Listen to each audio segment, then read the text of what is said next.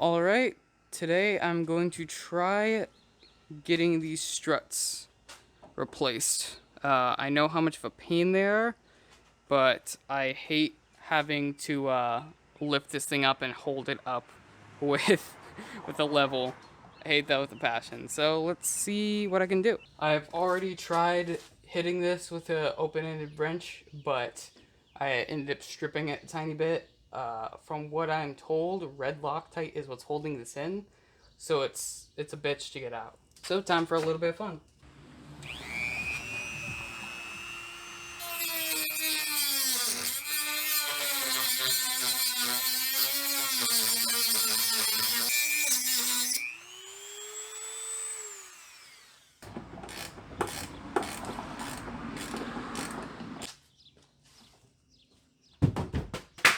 God damn it. That's a lot heavier than I thought.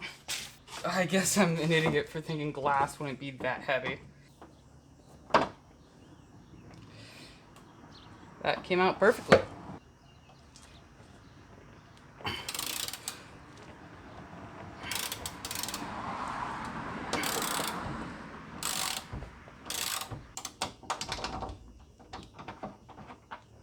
Who the fuck would put red Loctite on this? This is about a week later.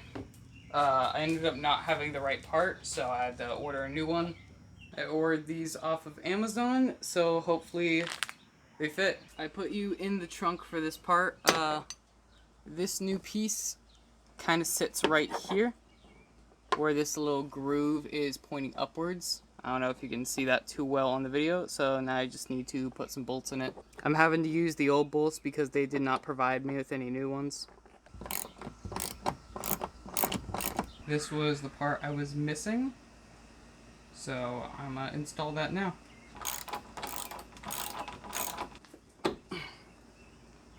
That works. So it looks like, yeah, one of these is keeping it up. That is nice. I'm going to leave this here just in case, though.